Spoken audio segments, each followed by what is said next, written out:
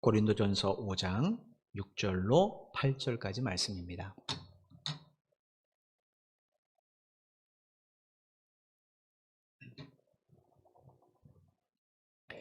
신약성경 267페이지 고린도전서 5장 6절로 8절 말씀 찾으신 줄 알고 제가 봉독해 드리겠습니다.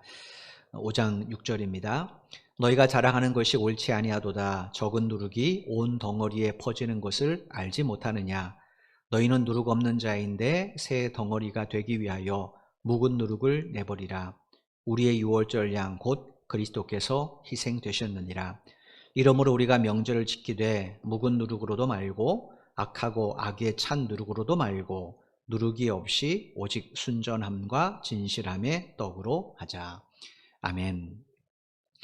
20세기 미국의 3대 극작가 중에 한 분인 아서 밀러라는 분이 있습니다. 이분이 쓴 작품 중에 모두가 나의 아들이라는 제목의 희극이 있습니다. 이 작품은 참 희극답게 책이 연극 대본 형식으로 이렇게 쓰여졌어요. 지문도 있고 뭐 이렇게 되어 있어요. 그 다음에 배경도 있고 뭐 이런 책입니다. 내용이 뭐냐면 2차 세계대전이 계속되는 때에 비행기 부품을 납품하는 회사를 운영하는 조 켈러라는 그런 분의 이야기가 주된 테마입니다. 그러니까 조 켈러가 이 책의 주인공이죠. 이 주인공이 조 켈러는 스티브라는 동업자와 함께 회사를 운영했어요. 조 켈러가 대표고 아마 스티브는 아마 부사장격인 거죠. 이렇게 회사를 운영했는데 어느 날 아침 일찍 동업자인 스티브로부터 전화가 왔습니다. 내용이 뭐냐면 아침 일찍 비행기 기계를 막 이렇게 돌아보고 있는데 납품할 비행기를 돌아보고 있는데 그 실린더 헤더 부분에 작은 균열이 있는 것을 발견했다라는 거예요. 그래서 이걸 어떻게 되는가? 다시 만들자니 납품기를 맞출 수도 없고 그렇다고 해서 이걸 어떻게 잘못하면 문제가 되니까 어떻게 했으면 좋겠냐라고 이제 대표에게 조언을 구했겠죠. 저희 조컬리가 이 전화를 듣고 나서 고민을 합니다. 왜냐하면 그 당시는 이제 전시 상황이기 때문에 만약에 부품을 제때 납품 못하면 군이 계약을 해지해 버립니다. 왜냐하면 믿을 수 없잖아요, 그죠? 전시 상황인데 무기도 그렇고 더군다나 비행기는 매우 중요하잖아요. 그러니까 조컬리 입장에서는 대표 입장에서는 납품을 못하면 계약이 해지되니까 그러면 가정도 회사도 문을 닫아야 되잖아요. 그래서 그가 이 스티브에게 뭐라고 하냐면 그거 아주 작은 거니까 용접해가지고 납품하자라는 거예요. 오늘 스티브는 거기서 약간 반대했던 것 같아요. 아무튼 그래서 이제 그 부품을 납품을 그냥 해버렸습니다. 용접기 조금 이제 그 문제가 된 결함이 된 부분만 용접해서 이제 납품을 하는 거죠. 근데 문제가 하나 발생했어요. 그게 뭐냐면 이 부품을 사용한 전투기들이 추락해서 21명의 무고한 젊은 조종사들이 다 전사고만 겁니다. 그러니까 이 부품이 들은 비행기는 다 추락하게 된 거죠. 그러니 군에서 가만히 있겠습니까? 경찰에 당연히 조사를 의뢰하죠. 그리고 경찰이 조사하니까 비행기 실린더 부분에 문제 있는 것을 발견합니다. 그래서 이제 이 제품을 납품한 이 조컬리의 회사를 이제 조사를 하게 되죠. 그래서 조컬리가 이제 경찰에 조사를 받는데 조컬리가 그때 뭐라고 말했냐면 이거는 동업자인 스티브의 이 독단적인 결정입니다. 나는 모릅니다. 라고 해버렸어요. 그리고 자기 알리바리도 입증을 합니다. 그날 조컬리가 스티브에게 전화를 하면서 뭔가 찜찜했는지 나 오늘 몸이 아프니까 못 나가 이렇게 해버리는 거예요. 그러니 이 일이 결제된 그날 회사는 누가 있었는가? 스티브가 있은 겁니다. 조컬리는 그날 출근 안 했으니까. 그러니까 객관적으로 사람들이 볼 때 어떻게 하겠습니까? 당연히 스티브의 독단적인 결정이다 이렇게 볼 수밖에 없죠. 그래서 스티브가 누명을 쓰고 감옥에 갇히게 돼요. 조컬리는 이걸 보면서 물론 마음은 아팠겠죠. 동업자를 그렇게 누명을 써서 보냈으니까. 그러나 그래도 회사도 지켰고 내 가정도 지켰다라고 어느 정도 위안을 했던 것 같아요. 이제 스티브가 그렇게 들어가니까 스티브에게는 아들, 딸이 있었습니다. 남매가 있었는데 관계가 멀어지죠.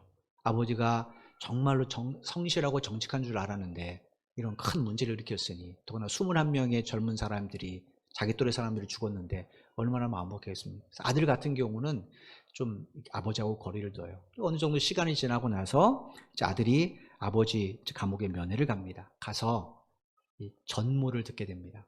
아버지가 누명을 썼다는 걸 들어요. 그래서 이 아들이 이제 나와서 아버지의 누명을 벗기 위해서 조컬리의 이것들을 조사를 하기 시작을 해요. 그리고 이제 그 범죄를 밝혀냅니다. 근데 문제는 이 기간 동안 무슨 일이 있었는가? 조컬리 아들이 동업자인 스티브의 딸과 사랑에 빠져서 결혼을 약속해 버렸어요. 조컬리 부부도 허락한 상황이고. 그러니 여러분, 이 범죄가 드러났을 때 어떻게 되겠습니까? 당연히 헤어지게 되죠. 그리고 조컬리 아내는 그때부터 히스테리를 부리기 시작합니다. 그리고 가정도 수사를 당하고 회사도 문을 닫게 되죠. 그러니까 조컬리는 어떡합니까? 그걸 보면서, 가정의 몰락을 보면서 결국 스스로 생을 마감하게 돼요. 여러분, 조컬리라는 사람이 저지른 죄는 어떻게 보면 간단한 것 같아요. 작은 것 같아요. 그죠? 신린도에 조그마한 결함이 생겼습니다. 그거 납땜해서 보냈어요. 근데 그 작은 죄가 무슨 일이 일어났습니까? 21명의 무고한 젊은 조종사들을 죽었고, 그리고 자기의 사랑하는 아들 파혼당했으니까 어떻게 되겠습니까? 그 상처가. 아내, 자기 가정만 무너졌습니까? 자기 동업자의 가정도 무너졌죠. 그의 작은 죄가 무서운 결과를 초래하게 된 겁니다.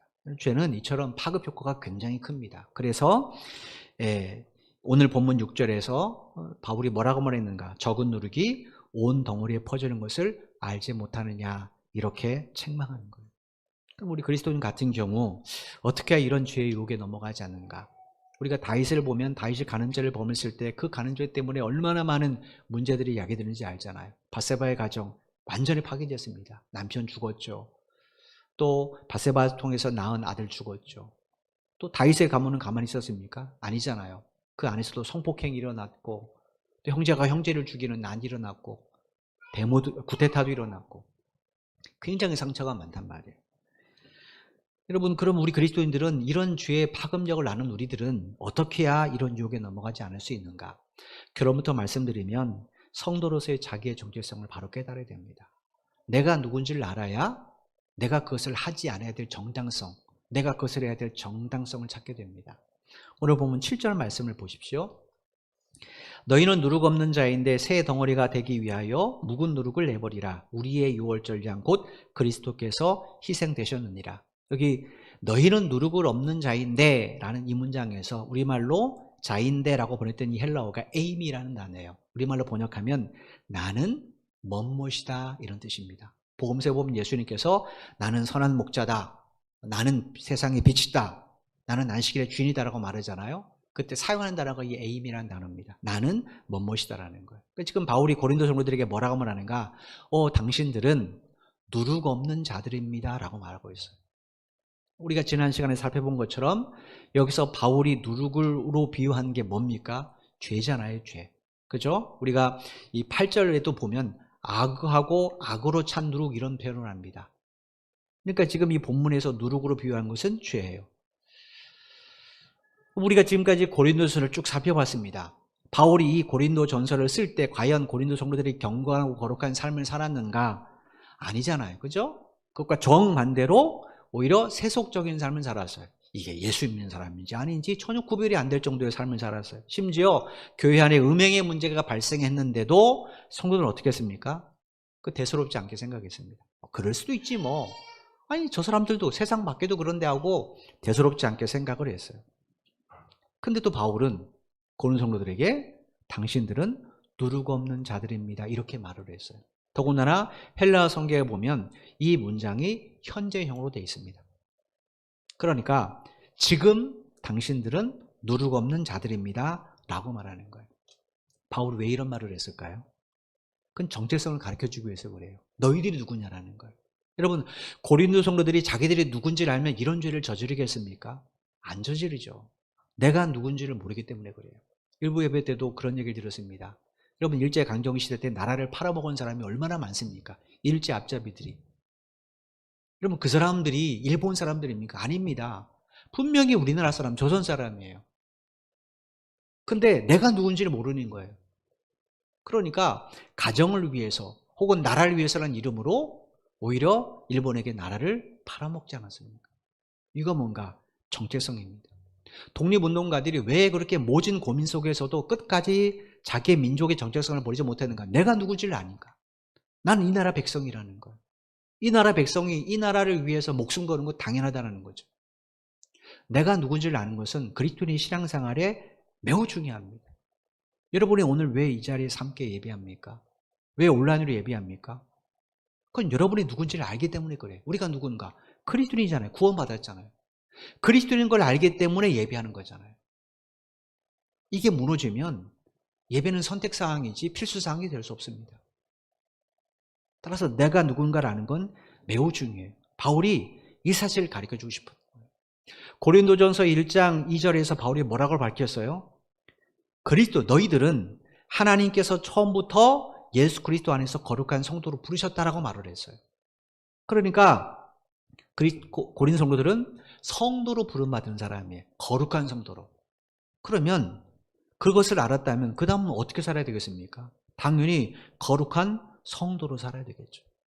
나의 육신의 욕망을 따르는 내 옛사람, 내 옛 삶의 습관들 이거 벗어버리고 당연히 하나님의 말씀대로 따라 살아야죠. 6절 말씀과 연결해 보면 누룩 없는 자가 되기 위해 힘써야 된다는 거예요. 그러면 어떻게 됩니까? 하나님의 말씀과 충돌되는 내 안에 있는 묵은 누룩, 하나님의 말씀과 부딪히는 내 안에 있는 이 묵은 누룩, 이거 다 계속해서 내버려야 되겠죠. 묵은 누룩은 뭘 의미하는가? 죄의 노예가 된 옛 삶을 말합니다. 우리가 예수 믿기 전에 어떻게 살았습니까? 하나님의 말씀과 정반대의 삶을 살았죠. 그런데도 그게 죄인 줄 몰랐어요. 예수 믿고 나서야 그게 죄인 줄 알았죠. 그러니까 예수 믿기 전에 나의 삶의 방식, 나의 가치관을 어떻게 되는가? 하나하나 자꾸 버려야 된다는 거예요. 그렇게 버리다 보면 점점 우리가 누룩 없는 자가 되지 않겠습니까? 이 일을 위해서 저와 여러분이 힘써야 될 게 뭔가? 내가 누군지를 바로 아는 거예요. 성도로서의 정체성을 날마다 확인하는 거예요. 내가 누구인가? 하나님께서 당신 아들 예수 그리스도 십자가를 통해서 거룩한 성도로 부르신 자들이다. 내가 그리스도가 누구인가? 그리스도인이 누군가? 하나님의 말씀으로 죄의 누룩을 제거하고 그 말씀을 따라 경건하게 사는 사람들이다. 우리가 이런 정체성을 날마다 확인하고 산다면 우리 사람은 점점 이 정체성다운 누룩 없는 자의 삶으로 바뀌게 되지 않겠습니까? 그럴 때 바울이 말하는 것처럼 누룩 없는 나를 통하여 무슨 일이 일어나는가? 우리의 가정도 교회도 점점 누룩 없는 새 덩어리가 되는 거예요. 나로 말미암아.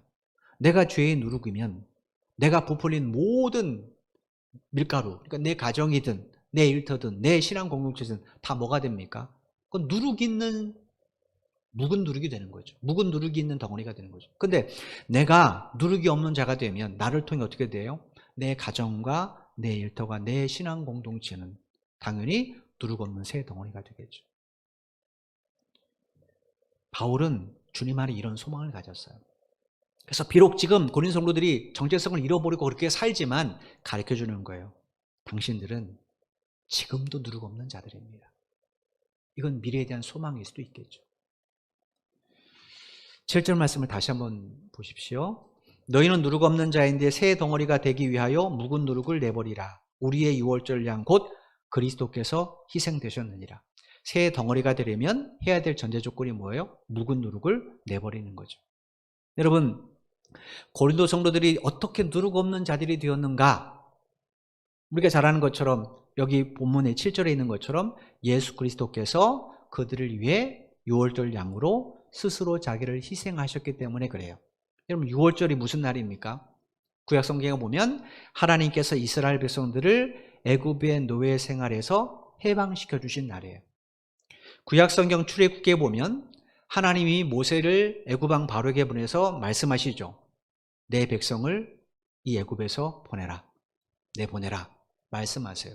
근데 애굽 왕 바로가 어떻게 했습니까? 마음이 강박해서 하나님의 명령을 거절했어요. 그래서 하나님이 수차례에 걸쳐서 재앙을 내리십니다. 그런데 또 이 바로 왕이 끝까지 거절했어요. 그래서 하나님께서 마지막 10번째 재앙을 준비하시죠. 그 재앙은 여러분 잘 아시는 것처럼 애굽에 있는 모든 짐승의 첫 새끼 그리고 모든 집의 장자를 치시는 겁니다. 죽음으로 치시는 재앙이에요. 이 재앙을 모세를 통해 하나님께서 바로에게 전하시면서 이스라엘 백성들에게 이런 메시지를 전하셨습니다. 너희들은 그날 어린 양을 잡아서 그 피를 집 좌우 문설주와 임방에 바르라는 거예요. 하나님이 명령하신 날에 그 날짜에 맞춰서 어린 양을 잡은 다음에 집 좌우 문설주, 옆 기둥과 윗 말합니다. 대를 거기를 다 어린 양의 피로 바르라는 거예요. 그리고 나서 당신이 이런 명령을 내린 이유를 출애굽기 12장 13절에 이렇게 설명을 해주셨습니다. 출애굽기 12장 13절 말씀입니다. 내가 애굽 땅을 칠 때에 그 피가 너희가 사는 집에 있어서 너희를 위하여 표적이 될지라. 내가 피를 볼 때에 너희를 넘어가리니 재앙이 너희에게 내려 멸하지 아니하리라. 하나님께서 어린 양의 피를 좌우 문설주 임방에 발라두면 어떻게 하신다고 그랬어요? 장자의 재앙을 내리실 때 그 피가 있는 집은 넘어가시겠다는 거예요. 구약성경에서 우리말로 6월이라고 번역된 히브리어가 페샤흐라는 단어입니다. 그런데 이 출애굽기 12장 13절에서 우리말로 넘어가리니라고 번역된 이 헬라어 단어가 바로 페샤흐라는 단어예요. 그러니까 이 6월절이라는 이 단어의 문자적 의미가 뭐냐면 하나님께서 넘어가신 날이라는 뜻이에요. 정확하게 말하면 하나님께서 넘어가 주시는 날이에요. 뭘 넘어가 주셨습니까?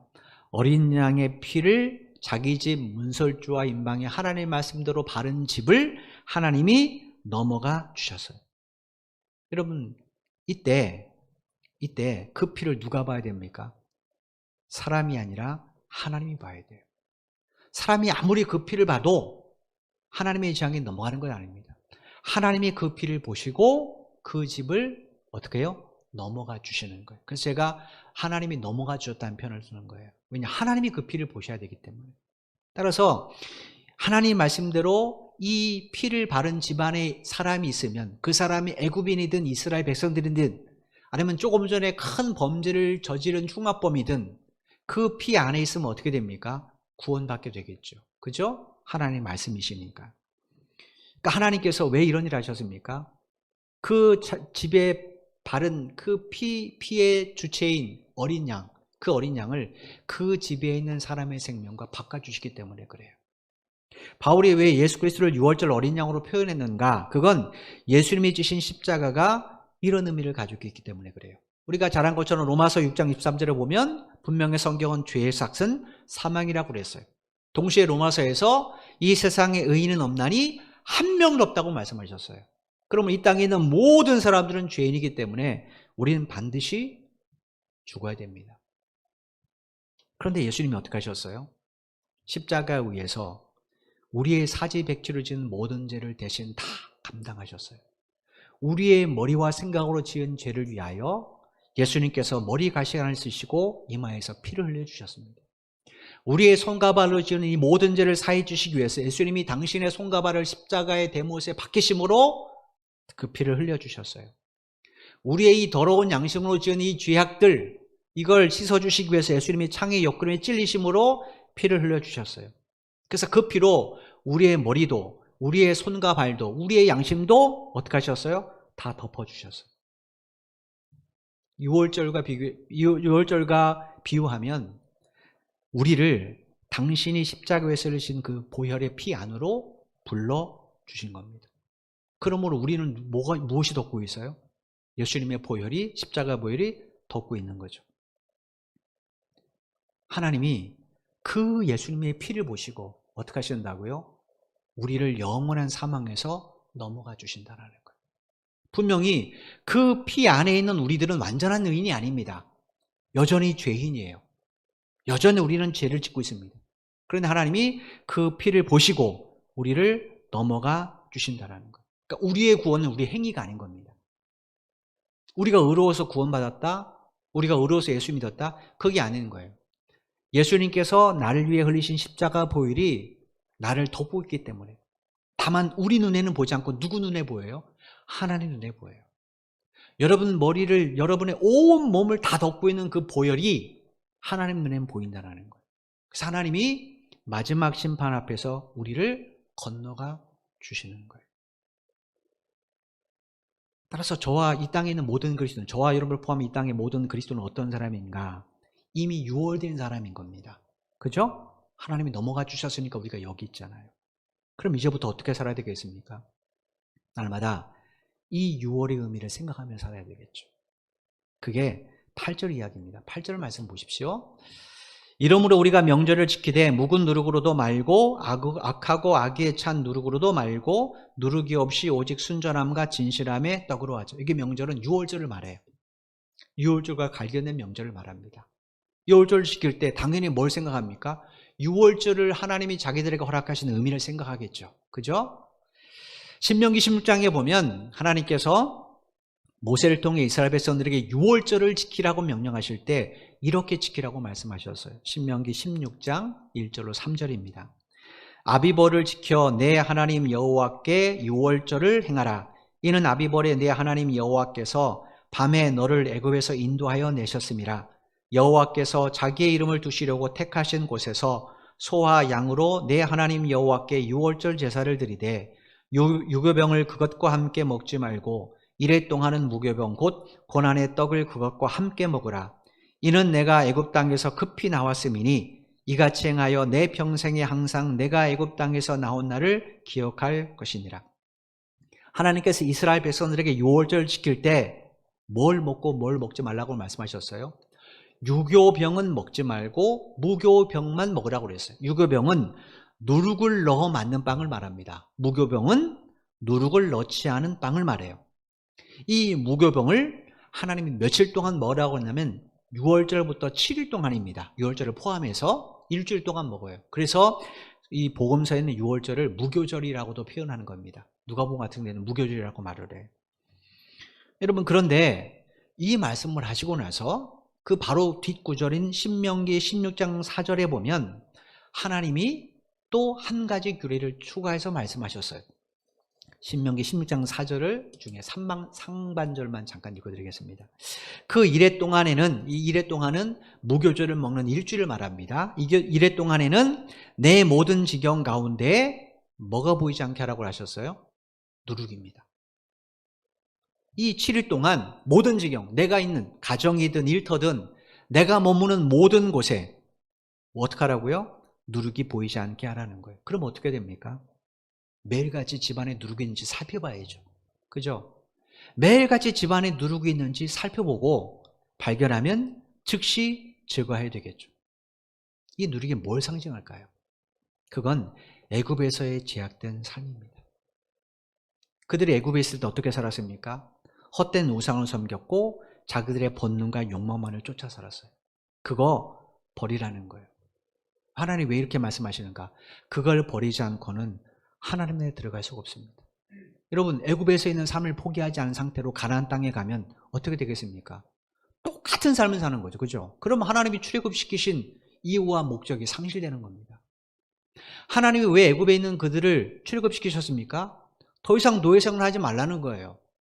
근데 가나안 땅에서 똑같은 노예생활을 한다면 그 출애굽한 의미가 없잖아요. 그렇지 않습니까? 그러니까 애굽에서 그게 잘못돼서 끄집어냈다면 다시 그렇게 살면 안 되겠죠. 이걸 하나님이 1년의 6월절을 통해서 계속해서 회상하도록 하나님께서 이런 제도를 허락해 주시는 거예요. 그걸 버리지 않으면 하나님 나라에 못 들어갑니다. 이 사실을 사도 바울이 고린도전서 10장 5절에 이렇게 들려줬어요. 고린도전서 10장 5절입니다. 그러나 그들의 다수를 하나님이 기뻐하지 아니하셨으므로 그들이 광야에서 멸망을 받았느니라. 여기 그들은 홍해를 건넌 이스라엘 백성들을 말합니다. 어떤 사람이 홍해를 건넜습니까? 유월을 경험한 사람만이 홍해를 건넜어요.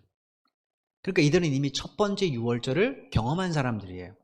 그런데 그들 가운데 많은 사람이 광야의 가나안 땅에 들어가지 못하고 광야에서 생을 마감했다라는 거예요. 하나님이 그들을 왜 애굽에서 출애굽시키셨습니까? 가나안 땅에 들어가 살게 하기 위함이잖아요.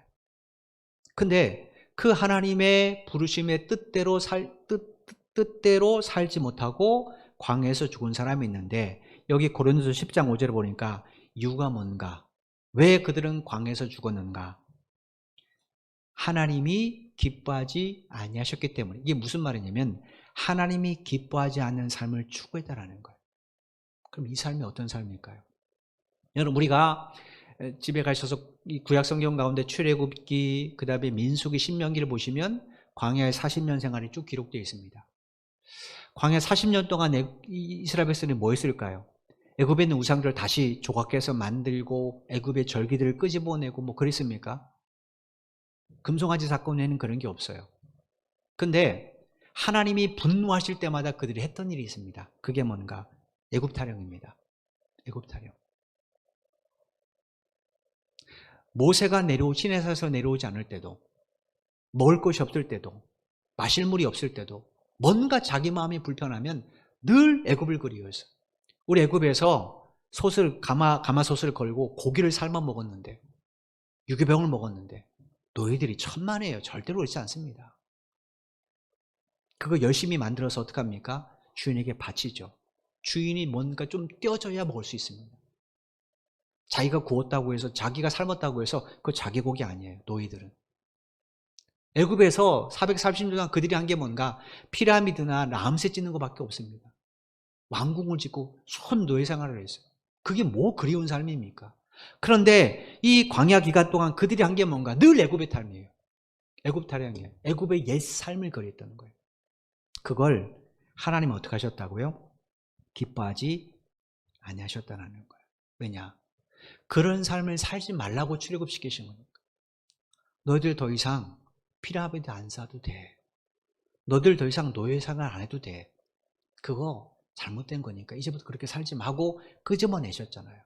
근데 그들은 애굽의 옛삶을 버리지 못했던 거예요.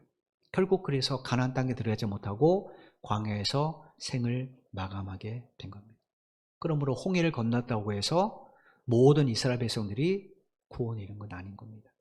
가나안 땅에 들어가지 않아서 오직 애굽의 삶을 버리고 하나님의 말씀을 따르는 사람만이 가나안 땅에 들어갈 수 있었습니다. 따라서 이걸 통해 우리가 알 수 있는 게 뭡니까? 신앙생활은 말로 하는 게 아니라 삶으로 한다는 거예요. 고린도전서 4장 2절 말씀과 연결해 보면 신앙생활은 나를 부르신 하나님 앞에 충성을 다하는 것. 하나님 앞에 충성한다. 이건 그분의 말씀에 충성하는 거라고 제가 말씀을 드렸어요.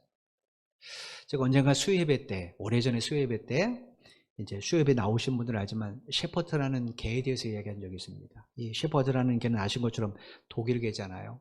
지능이 굉장히 뛰어나고 경비 능력이 굉장히 뛰어납니다. 그래서 군견이나 경비경을 사용하는데 이 개는 순종은 아닙니다. 19세기에 독일의 퇴역군인이 있습니다.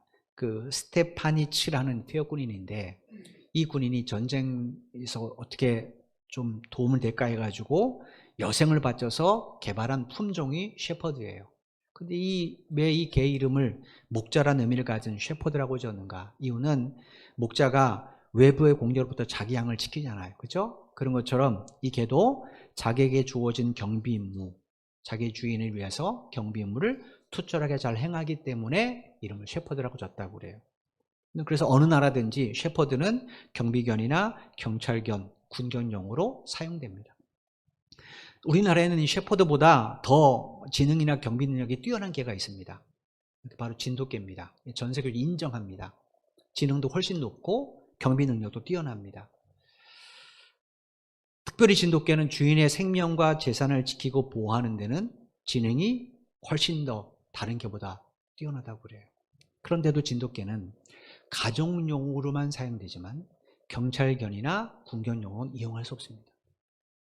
이유가 뭔가? 하나입니다. 진돗개는 주인을 못 바꾼대.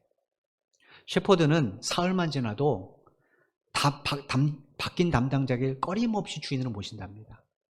근데 진돗개는 주인을 한번 정하면 그 주인에게만 충성을 바친다고 그래요. 그러니까 한 주인에게만 일편단심 충성하는 개가 진돗개입니다. 따라서 담당자가 자주 바뀌어야 되는 경찰견이나 군인견으로는 사용 불가죠. 여러분 곰곰이 생각해 보십시오. 우리의 주인이 누구십니까? 하나님이시잖아요. 성경에 분명히 하나님께서 예수 그리스도의 피값으로 우리를 사셨다고 말했어요. 이건 그 당시에 노예제도를 로마 제국 때 노예제도를 염두에 두고 쓴 이야기입니다. 전쟁에 피한 사람이 노예로 끌려왔습니다. 어떤 사람은 돈을 주고 그 사람을 샀어요. 그럼 그때부터 어떻게 됩니까? 돈을 주고 그 사람을 산 사람이 그 사람의 주인이에요. 하나님께서 예수 그리스도의 피값으로 우리를 사셨어요. 예수님의 생명값으로 우리를 사신 겁니다. 그리고 우리를 어떻게 하셨어요? 노예가 아니라 자녀로 삼아주셨어요. 그럼 여러분, 우리가 누구에게 충성을 다해야 되겠습니까? 당연히 하나님이지 않습니까? 어떤 환경, 어떤 상황에서도 당연히 하나님 말을 나의 주인으로 모셔야 되죠. 이게 바뀌면 안 되잖아요.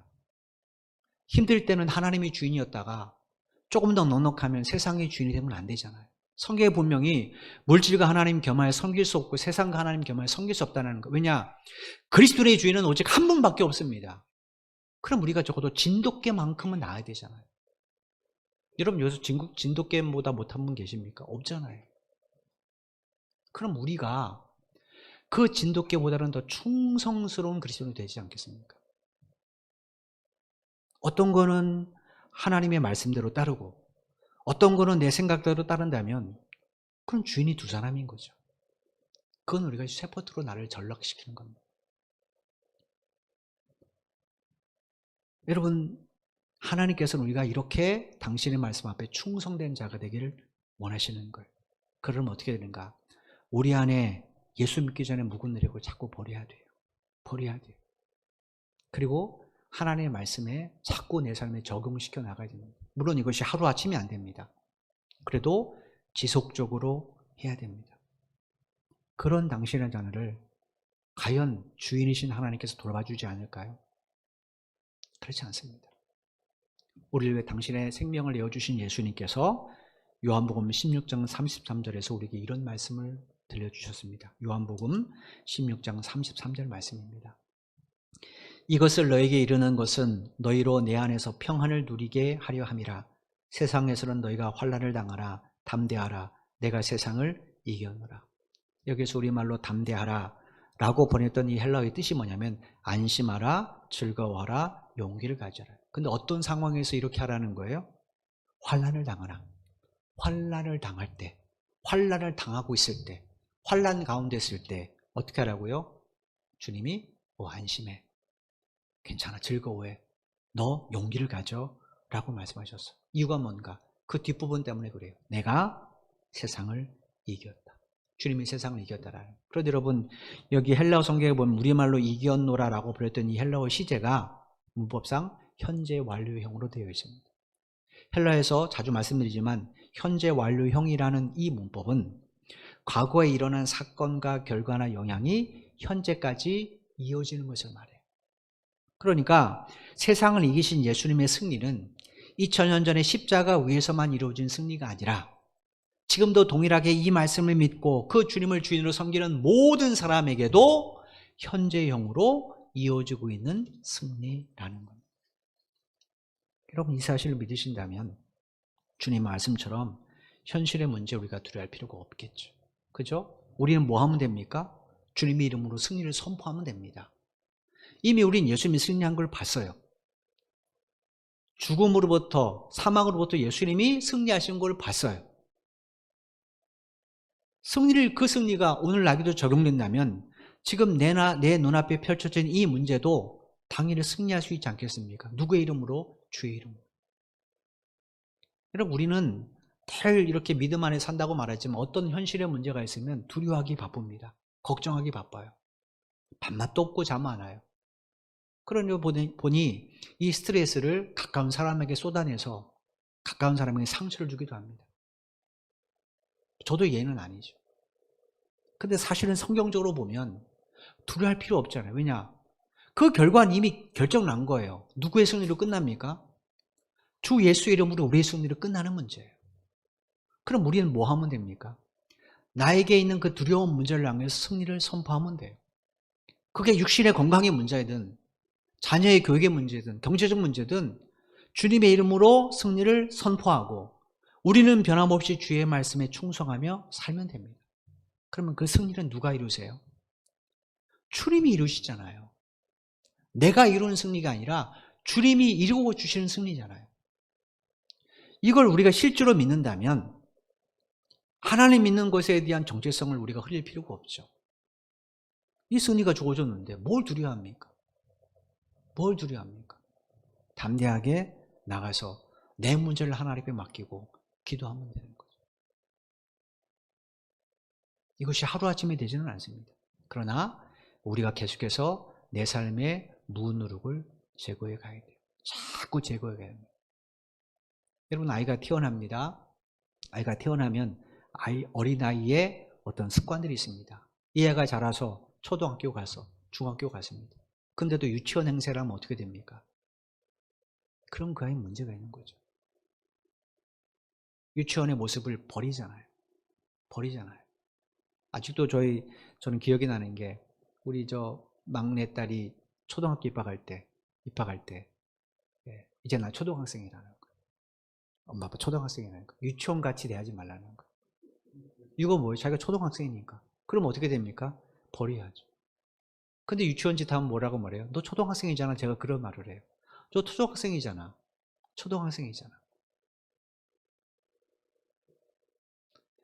우리가 하나님의 자녀라면 옛날의 제 습관을 버려야죠. 묵은 누룩을 제거해야죠. 매일같이 내 삶에 그런 묵은 누룩이 있는지를 보고 발견했다면 제거해 놔야죠. 그러려면 내가 누구인지를 바로 알아야 됩니다. 사순절 기간 동안 여러분이 이런 영적 정체성을 찾아가는 시간이 되었으면 참 좋겠습니다. 묵은 누룩을 버리시고 주의 말씀을 붙드십시오. 코로나19 반드시 여러분이 승리합니다. 지금 현재 어려운 상황에 놓인 분도 계실 수 있어요. 그게 경제적인 부분이든 직장에서 어려움이든 사업이 어려움이든지 있을 수 있어요. 오늘부터 여러분이 일하기 전에 먼저 선포하십시오. 주 예수 이름으로 승리를 선포하십시오. 그곳에 주님이 함께 하실 겁니다. 주님이 함께 하시는데 왜 패배가 있겠습니까? 승리가 있죠. 우리가 이런 정체성을 가지고 살아간다면 어떤 환경, 어떤 상황 속에서도 우리는 흔들림 없이 성도의 길을 걸어갈 겁니다. 그게 그리스도의 삶이에요. 우리가 걷는 이 길의 끝은 하나님 나라가 있습니다. 이 길의 끝은 낭떠러지가 아니에요. 이 세상과 좋게 비교할 수 있는 영원한 하나님 나라입니다. 그 나라를 향해 가는 걸음이 좀 불편할 수도 있어요. 울퉁불퉁한 길을 갈 수도 있습니다. 때로는 골짜기를 뛰어넘어야 될 때도 있어요. 그러나 이 길 끝은 반드시 천국으로 가게 되어 있습니다. 이 길을 벗어나지 않는 여러분 되시길 바랍니다. 사주절 기간 동안 이 말씀을 늘 묵상하면서 내가 누구인가? 그리스도인이 누군가? 사실 매일 묵상하면서 묵은 누룩을 제거하고 주의 말씀을 붙드신다면 여러분의 삶에는 매일매일 승리를 경험하는 복된 삶으로 바꿔가게 될 것이고, 여러분을 통하여 여러분의 가정도 일터도 우리 교회도 거룩한 새 덩어리가 될 겁니다. 누구 때문이요? 여러분 때문이에요. 여러분 때문에. 내가 누룩 없는 땅이 되면 됩니다. 그러면 나 때문에 우리의 자녀들도 우리의 가정도 하나님의 새 덩어리로 쓰임받게 되어 있어요. 이 사실을 기억하시고 사순절 기간 동안 더 주님의 십자가를 묵상하는 여러분 모두가 되시기를 주님의 이름으로 축원을 드립니다. 기도드리겠습니다. 하나님 감사합니다. 오늘도 우리 연약한 신앙의 모습들, 삶의 모습들을 아시기에 바울을 통하여 고린도전서를 읽게 하신 하나님 감사합니다. 우리는 여전히 죄와 더불어 먹고 마십니다. 그러나 하나님은 지금도 우리에게 말씀하십니다. 너는 지금 누룩 없는 자다 말씀하십니다. 세상에 보기에는 누룩덩어리인데 하나님은 우리에게 죄의 누룩이 없다고 말씀하셨습니다. 이유는 우리가 의로서가 아니라 우리의 머리부터 발끝까지 뒤덮고 있는 예수님의 십자가의 보혈 때문입니다. 누구 때문에 예수님이 가시관을 쓰시고, 누구 때문에 예수님이 손가발의 대못을 박히시고, 누구 때문에 예수님의 옆구리가 창으로 뚫렸는지 우리는 압니다. 우리를 그 피로 덮어주시기 위하여 주께서 당신을 희생하셨습니다. 이 주님의 십자가의 보혈로 하나님이 우리를 사셨습니다. 그러므로 우리의 주인은 오직 한 분 하나님이십니다. 그런데도 어리석게도 우리는 하나님 일부분은 하나님을 주인으로 섬기고 일부분은 나나 재물이나 세상을 주인으로 섬길 때가 많습니다. 그리스도인으로서 그것을 하면 안 되는데도 불구하고 그저 세상 사람들이 하니까 라는 말로 우리가 그 불법 가구를 행할 때도 많습니다. 하나님, 우리를 용서해 주옵소서. 이러한 죄악으로부터 우리를 구원해 주시고 이제는 거룩한 성도로 살아갈 수 있도록 은혜 베풀어 주옵소서. 코로나19 속에 우리의 삶이 마치 환난 가운데 있는 것 같습니다. 세상 사람들 앞에 당당히 그리스도인을 입 밖으로 내기도 두려울 때가 참 많습니다. 그러나 분명한 사실은 이 모든 끝은 예수 그리스도의 승리로 귀결될 걸 우리는 믿습니다. 너희가 환난을 당하라 담대하라 내가 세상을 이겼다고 말씀하셨사오니 이제 주의 말씀을 마음에 새기고 매일매일의 삶의 문제를 주님 앞에 맡기며 주님의 말씀을 따라감으로 이 말씀을 현실 가운데 경험하는 우리 성도들이 되게 하여 주옵소서. 우리가 계속해서 사순절 기간을 살아갑니다. 예수님의 십자가를 더 깊이 묵상하며 누룩 없는 새 덩어리에 힘쓸 수 있는 우리가 되게 하여 주시고 혹 우리 안에 묵은 누룩이 발견된다면 주여 주의 힘으로 그것을 담대하게 제거하고 버리는 우리의 삶이 될 수 있도록 도와주옵소서. 한 주간도 성도들의 가정과 저들의 직장과 사업을 주님의 손에 의탁을 드립니다. 코로나19 속에서 안전한 일터가 될 수 있도록 주께서 보살펴 주옵소서. 또 경제적으로 어려움 없도록 주께서 필요한 것들로 채워주셔서 하나님, 그 하나님과 그 주님을 삶에서 증거하고 보여줄 수 있는 우리 성도들이 될 수 있도록 축복하여 주옵소서. 예수님의 이름으로 간절히 기도드리옵나이다. 아멘. 우리 다 같이 일어나셔서 기도드리겠습니다. 이제는 교회의 머리가 되신 우리 주 예수 그리스도의 은혜와 독생자 예수 그리스도를 십자가에 내어주시기까지를 사랑하신 아버지 하나님의 만극하신 사랑하심과 우리 속에 내주하셔서 감화, 감동, 교통 충만케 하시는 성령의 역사심이 오늘 말씀을 깊이 마음에 새기며 내가 누구인지를 주 안에서 바로 알고 무릇 누구를 제거하고 성도의 삶을 살길 소원하는 사랑하는 모든 믿음의 형제 자매들의 발걸음 위에와 저들의 가정과 저들의 직장과 사업 위에 이 나라 이 민족과 우리 선교제일교회 위에 지금부터 영원토록 함께 하시기를 간절히 축원하옵나이다. 아멘.